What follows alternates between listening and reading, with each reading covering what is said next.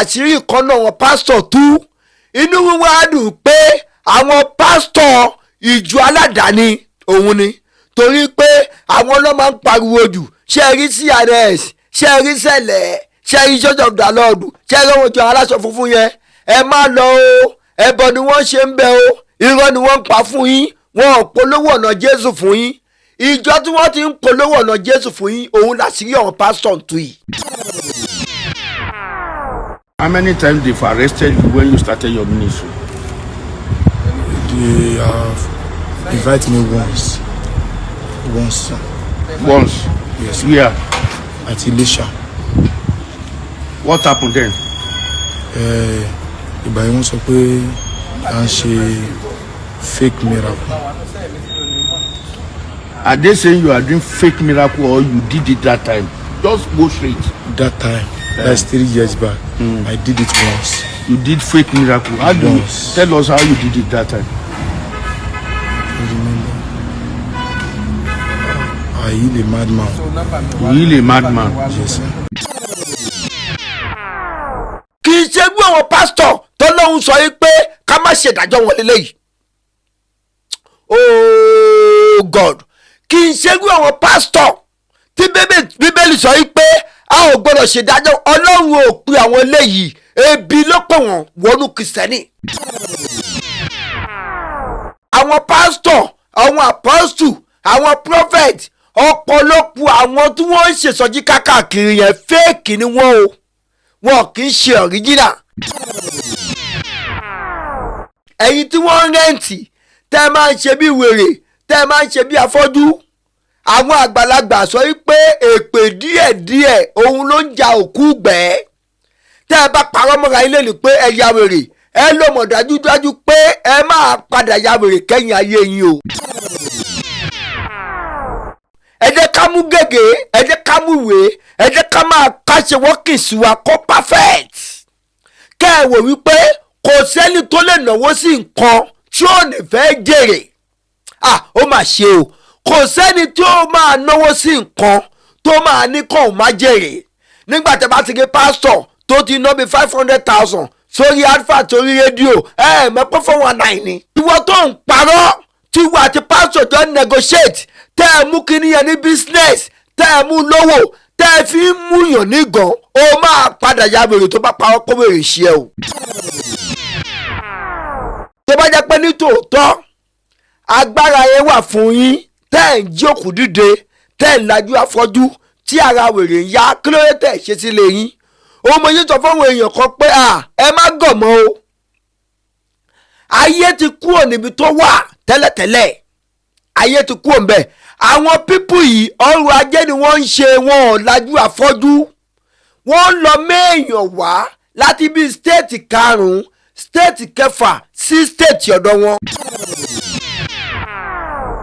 wàá máa pe kọ́ọ̀lù wọlé bàbá mi o nígbà tá a gbàdúrà fún mi báyìí ṣe lójú òun ríran nígbà tá a gbàdúrà fún mi báwo ṣe létí òun gbọ́ràn bàbá òun ti wà ní wèrè yìí ó ti tó 16 years bóun òun ọkọ̀ ọmọ nǹkan tó tó òun wá sí sọjí bí bàbá ṣe gbàdúrà fún òun báyìí iṣẹ́ ni wèrè ara òun sọ pásítọ̀ mi ó ti bá gbogbo obìnrin olóbìnrin sùn tán látara wípé obìnrin yẹn náà lè máa gbé kinní ẹ̀ lọ bá o a ní pásítọ̀ ní mírèkù bóyá tó bá gbàdúrà fún òun ọkọ òun á lówó tó bá gbàdúrà fún òun àrá làánú ayé akọwọnú ọ́fíìsì pásítọ̀ pásítọ̀ wa là lẹ́pọ̀ pásítọ̀ wa tó kọ́bọ̀ àwa àwọn okó mọ́ ìyàwó oníyàwó nídìí níbi tí ìyàwó oníyàwó náà ti ń wá mírèkù. ẹ káàárọ̀ ẹ káàsán ẹ káalẹ́ ní ibi gbogbo tí ẹ ti ń wò wá ìkànnì òkodoro ọ̀rọ̀ ní ibẹ̀ gọ̀gọ̀ náà ni ẹ já sí abẹ̀yìn arọ̀yìn pé bí ẹ ṣe ń bá wa wo àwọn fọ́nrán wa yìí ẹ máa tẹ̀lé wa lórí àwọn ìkànnì ayélujára wa lórí Facebook wa wà ní Cubase Master Bracket Òkodoro Yorùbá Television lórí TikTok Òkodoro ọ̀rọ̀ ní media lórí Instagram Òkodoro ọ̀rọ̀ ní media lórí YouTube wa Òkodoro ọ̀rọ̀ ní media ẹ sì má gbàgbé láti tan notification button yín sílẹ̀ nítorí àwọn fọ́nrán mi tí ó máa jáde ẹ bá wa comment ẹ bá wa like ẹ sì bá wa share fọ́nrán wa yìí ojú tẹ́kù fi ń wò wá kò ní fọ́ etí tí ẹ fi ń gbọ́ wa kò ní di ẹ ṣeun bí ẹ ṣe ń tẹ̀lé wa ẹ̀yin èèyàn wa nílé lóko ní orílẹ̀-èdè Nàìjíríà àti ní òkè òkun ẹ ti mọ̀ wá lánàá pé orí òtítọ́ òun la dúró lé torí pé àwọn àgbàlagbà àti ìwé mímọ́ sọ pé òtítọ́ ní gbéni lékè torí náà ni a ṣe ń fàyọ pé gbogbo àwọn kọ̀ǹda nínú ìrẹsì àwa kìrìsìtẹ́nì àwa ẹ̀sìn onígbàgbọ́ ká bẹ̀rẹ̀ sí ní yọ kúrò pàápàá jùlọ àwọn pásítọ̀ àwọn prọfẹ̀tì àwọn àpọ́sù tí wọ́n sọ pé àwọn ń ṣe ìsọjí kákàkiri ìsọjí orí fídì ìsọjí inú họ́ọ̀lù ìsọjí abẹ́ bíríìjì àwọn mọ́tò wa kákàkiri tó máa ní àwọn ń lajú afọ́jú àwọn lè jí òkú dìde àwọn ń wo wèrè sàn àrùn rìn tí mo wá ń sọ fún yín pé irọ́ ni o scam ni o gbogbo kan tó ń ṣe fún yẹn wọ́n ń lo scam fún yín ni àwọn àgbàlagbà ní ká tó ṣèta ẹ jẹ́ ká kọ́ ṣe léná mo sọ́nu fọ́nrán mi bíi mélòó kan tí mo ṣe sẹ́yìn pé ṣé àwọn pásítọ̀ yẹn ṣé wọn ò ní wèrè ládùúgbò wọn ṣé wọn ò ní wèrè nínú ìdílé wọn ṣé afọ́jú kò sí ilé kí ló dé tí wọn ò lọ ṣe ilé kí wọ́n tó ṣèta àti pé oore tá bá ṣe sílé ó ní ìjù oore tá bá ṣe síta lọ ẹ jẹ́ kí n proof ẹ̀ fún wa lénìí oore tá bá ṣe sílé ó dáa ju oore tá bá ṣe síta lọ ọ̀gá mi kan ọ̀gá mi àtàtà ẹni tí ó fi ọ̀nà àtijẹ tó fi sí mi lẹ́nu a sọ wípé tóun bá fẹ́ fúnyàn lówó nínú rédíò tó bá jẹ́ pé 50,000 lòun fẹ́ fúnyàn ó bí òun kóun fẹ́ ni méjì ju kóun fẹ́ ni márùn lọ mo wá ní ẹni márùn ó pọ̀ ju ẹni méjì lọ ó ní ẹni méjì ó ní oore nù ju ẹni márùn lọ ẹni méjì òun á fún wọn ní 25,000 ó ṣe kìsì ju kóun wá la fún ẹni márùn tó yẹ pé 10,000 tó bá máa manage ọbẹ̀ sísè ní ìsìn ìkòkò kan wọn á manage ẹ̀ pẹ̀lú 10,000 ṣòwò òtítọ́ òun mo ṣe sọ fún wa yìí pé oore ilé ó dáa ju oore ìta lọ dáàdi wa ní olúwa nìyẹn àwọn ló jẹ́ kí ojú mo pé kó ríran dáàdi ní olúwa nìyẹn àwọn ló jẹ́ kí etí tinú kó gbọ́ràn dáàdi wa ní olúwa nìyẹn àwọn ló jẹ́ kí wèrè tara Tajudeen ẹ̀yìnkùlélé wa àwọn ló jẹ́ kí wèrè ara ẹ̀ sàn ṣe rí pé oore ilé ó dájú oore ìta lọ tó bá jẹ́ pé ní tòótọ́ agbára yẹn wà fún yín tẹ́ ẹ̀ ń jí òkú dìde tẹ́ ẹ̀ ń lajú afọ́jú tí ara wèrè ń yá kí ló dé tẹ́ ẹ̀ ṣe sílé yín òun mo yé sọ fún àwọn èèyàn kan pé ẹ má gọ̀ mọ́ o ayé ti kúrò níbi tó wà tẹ́lẹ̀tẹ́lẹ̀ ayé ti kúrò ńbẹ̀ àwọn pípù yìí ọrọ̀ ajé ni wọ́n ń ṣe wọn ò lajú afọ́jú wọ́n ń lọ méèyàn wá láti bí stéètì karùn-ún stéètì kẹfà sí stéètì ọ̀dọ̀ wọn wọ́n ń pọ̀ sókè rajà ni wọ́n lọ múyàn wá láti stéètì mẹ́fà sọ́dọ̀ wọn tó bá wà lẹ̀ Yorùbá bí wọ́n lè lọ negotiate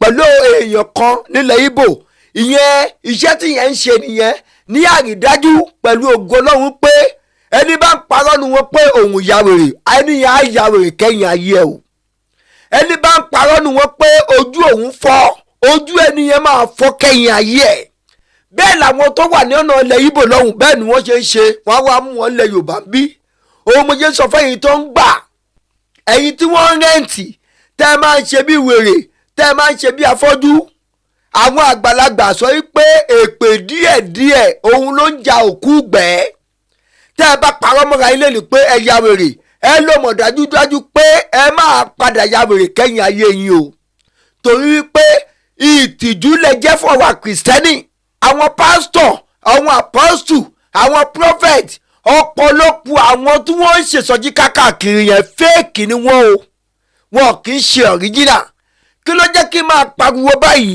mo dé orí ayélujára lẹ́nìí fọ́nrán yẹn lọ́kọ́kọ́ sọ sí mi gbà òkodoro ọ̀rọ̀ ẹ wo fọ́nrán yìí àṣírí kan náà wọn pásítọ̀ tú inú wíwá dùn pé àwọn pásítọ̀ ìjọ aládàáni òun ni torí pé àwọn ló máa ń pariwo jù ṣe rí CRS ṣe rí sẹ̀lẹ̀ ṣe rí Church of the Lord ṣe rí ohun ìjọ aláṣọ funfun yẹn ẹ má lọ o ẹbọ ni wọ́n ṣe ń bẹ o irọ́ ni wọ́n ń pa fún yín wọn ò polówó ọ̀nà Jésù fún yín ìjọ tí wọ́n ti ń polówó ọ̀nà Jésù fún yín òun láṣìírí àwọn pásítọ̀ ń tú yìí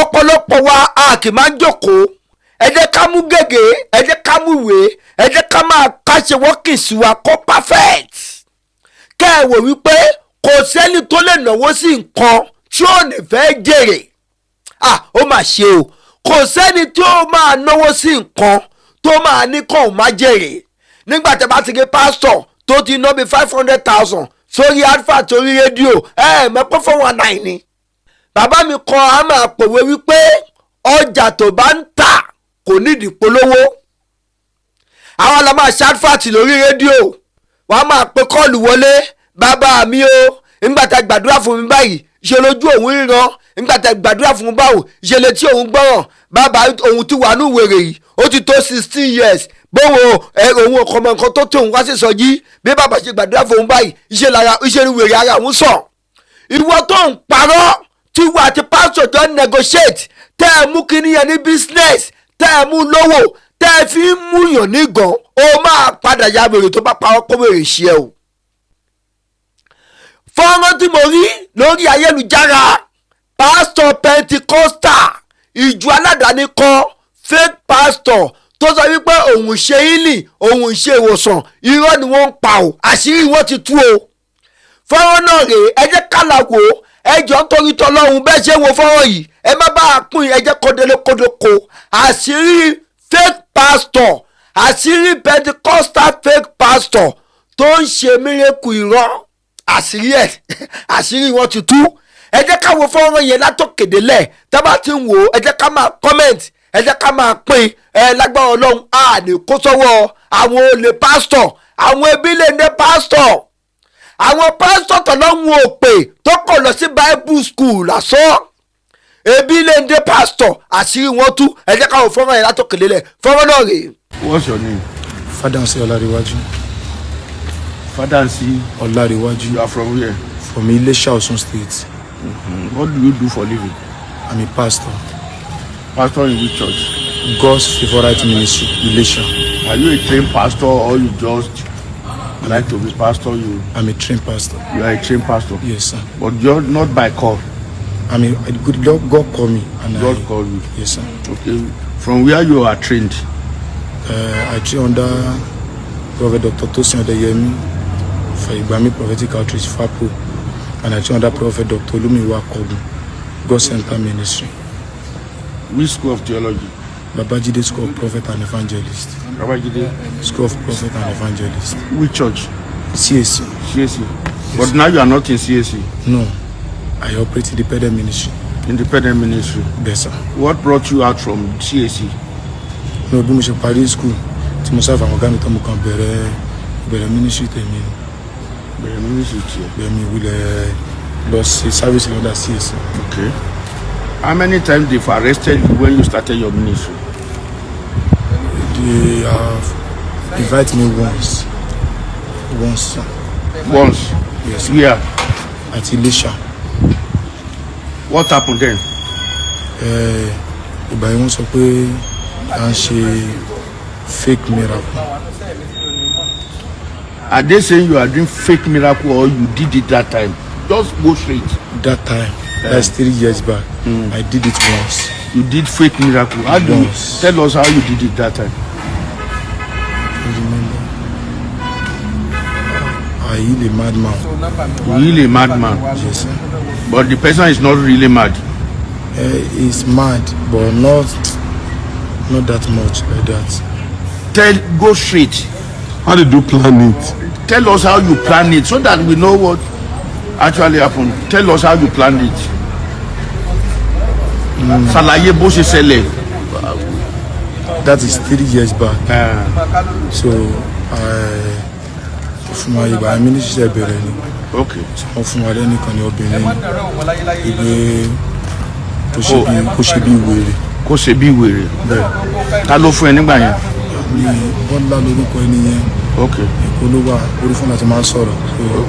So we have lose contact. Ó ti pẹ́. Speak loud. Ó ti pẹ́ we have lose contact. Okay.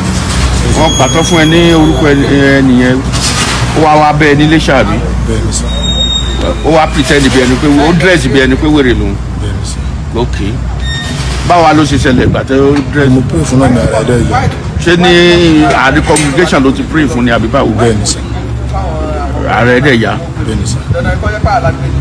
yàtọ̀ fún yẹn ńkọ́. that is all I did. nígbà tá a rẹ̀ yá kí ló wá ṣẹlẹ̀ ní nígbà yẹn. people now tell us now. kò sí nǹkan lẹ́yìn tá a rẹ̀ yá náà kò sí nǹkan tó ṣẹlẹ̀ ọjọ́ kejì náà ni wọ́n wá arrest wa ọjọ́ kejì. what does that.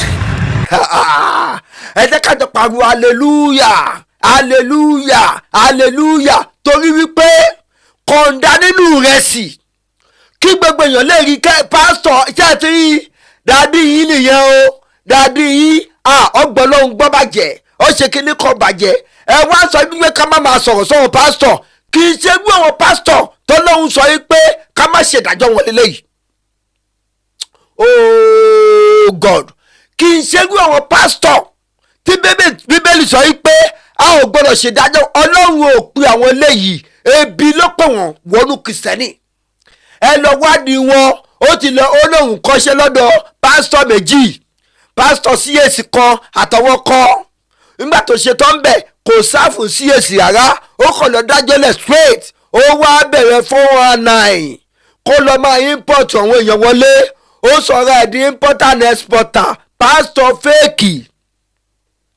pásítọ̀ fẹ́ẹ̀kì ṣe é rojú ayé àbẹ́ẹ̀ rí gbogbo ẹ̀yin tẹ́ ń wáwẹ̀ kú wà káàkiri pàápàá jùlọ láàrin àwọn ọ̀yà wa yìí àárín àwọn ìyàwó wa yìí ìtojúbọlé tẹ̀ ń tojúbọlé ibẹ̀ lọ ti ń gbé wàhálà àti ìdààmú sínú ayé yín pásítọ̀ mi ó ti bá gbogbo ìyàwó obìnrin olóbìnrin sùn tán látara wípé obìnrin yẹn náà lè máa gbé kinní ẹ̀ lọ bá o a ní pásítọ̀ ní mírèkù bóyá tó bá gbàdúrà fóun ọkọ òun á lówó tó bá gbàdúrà fóun òun àrá làánú ayé akọwọnú ọ́fíìsì pásítọ̀ wà á là lẹ́pọ̀ pásítọ̀ wà á tó kó bọ àwọn àrùn okó mọ́ ìyàwó oníyàwó nídìí níbi tí ìyàwó oníyàwó náà ti ń wá mírèkù nǹkan tọ́lọ́hun ò ràn wọ́n tí wọ́n ṣe ẹ̀yin ò ka bíbélì pé nígbà tó pín ayé bá máa dé oríṣiríṣi àwọn pásítọ̀ ló máa dìde èmi kò mọ̀ wọ́n rí ló máa gbẹ̀yìn ẹ kúrò lọ́dọ̀ mi ẹ̀yin oníṣẹ̀ṣẹ̀